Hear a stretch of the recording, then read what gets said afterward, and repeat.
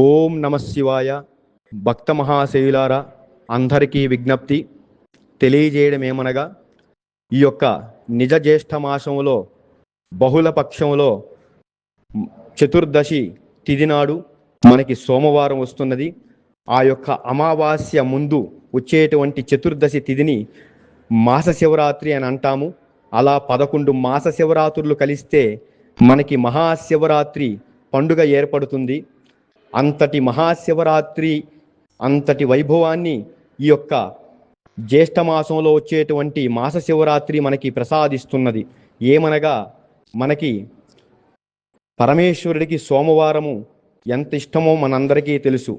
అంతటి సోమవారం నాడు మాస శివరాత్రి రావడం, దానిలో ఆరుద్ర నక్షత్రం కూడా రావడం చాలా అద్భుతమైనటువంటి పర్వదినము.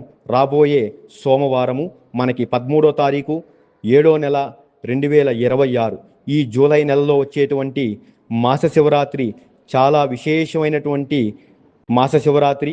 ఆ దేవదేవుడు మహాదేవుడు ప్రసాదంగా ఈ యొక్క సోమవారాన్ని మనం స్వీకరించి ఆ యొక్క అభిషేక ప్రియుడైనటువంటి పరమేశ్వరుడికి నీటి బొట్టుకి ఆకు ముక్కకి మన వశం అయిపోయేటువంటి పరమేశ్వరుడికి మన శక్తనుసారము శివాలయములో రుద్రాభిషేకములు చేయించి, బిల్వ అర్చనలు చేయించి, అర్చక స్వామి ద్వారా అక్కడ మన గోత్రనామాలతో మహాదేవుడు సన్నిధాన మన యొక్క గోత్రనామాలతో అర్చనలు చేయించి, శివాలయ ప్రదక్షిణ, ఓం నమ శివాయ అన్న పంచాక్షరి మంత్ర జపము చేసిన ఎడల సకల దారిద్రము తొలగి సకల దుఃఖాలు నశమైపోయి మనకి ఏమి కావాలో వెంటనే ప్రసాదించువాడు చరాచర సృష్టిలో ఒక్క పరమేశ్వరుడే.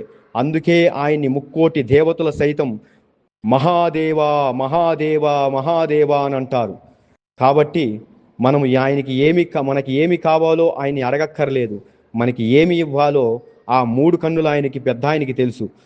దీనిని మనం గమనించి రేపు రాబోతున్న 13వ తారీఖు మాస శివరాత్రి సోమవారము, ఆరుద్ర నక్షత్రము విశేషమైనటువంటి పర్వదినము నాడు ప్రతి ఒక్కరూ శివాలయానికి వెళ్ళండి, శివునికి అభిషేకం చేసుకోండి, అర్చనలు చేసుకోండి, మనస్ఫూర్తిగా పరమేశ్వరుణ్ణి దర్శించండి, ధ్యానించండి, స్మరించండి.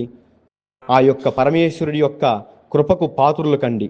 అలానే ఆ యొక్క శివాలయాలలో ఏ శివాలయంలోనైనా అక్కడ ఉన్నటువంటి వృద్ధులకి కానీ, వృద్ధాప్యంలో ఉంటారు కదా, వాళ్ళకి కానీ, వికలాంగులకు కానీ మీ యొక్క శక్తనుసారము వారికి ధనరూపేణ లేదా వస్త్రరూపేణ లేదా వాళ్ళకి మీ చేతులతో భోజనం పెట్టడం కూడా, ఇలాంటి దానాలు చేస్తే ఇవంతా కూడా కైలాసంలో ఉన్నటువంటి పరమేశ్వరుడి యొక్క పాదాల చెంతకు చేరుతాయి.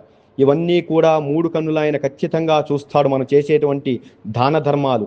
ఎందుకంటే ఆది భిక్షువు ఆయన. ఆది భిక్షువు లాంటి పరమేశ్వరుడికి మనము సున్నితమైన మనసుతో వికలాంగుల్ని, వృద్ధుల్ని మన వంతు సహాయంగా వాళ్ళని ఆదుకుంటే ఇవంతా కూడా త్రినేత్రుడు గమనించి మనల్ని ఎప్పుడూ కాపాడుతూ, మనల్ని, మన పిల్ల పాపల్ని ఎప్పుడూ, మన కుటుంబాల్ని రక్షిస్తూ ఉంటాడు. దీన్నంతా గమనించి ఆనాడు రాబోయే 13వ తేదీ నాడు మాస శివరాత్రి, ఆరుద్ర నక్షత్రం సోమవారం విశేషమైనటువంటి పర్వదినం నాడు శివాలయంలో ఉన్నటువంటి పరమేశ్వరుడికి అర్చనలు చేసుకోండి, అభిషేకించండి, ఆయన యొక్క కృపకు పాత్రులు కండి, దానాలు ధర్మాలు చెయ్యండి. ఓం నమ శివాయ, ఓం నమ శివాయ, ఓం నమ శివాయ. లోకా సమస్త సుఖినో భవంతు. ఎల్లవేళలా మీ క్షేమము కోరుతూ మీ రాజశేఖర్ స్వామి. ఓం నమ శివాయ. శుభం భూయాత్.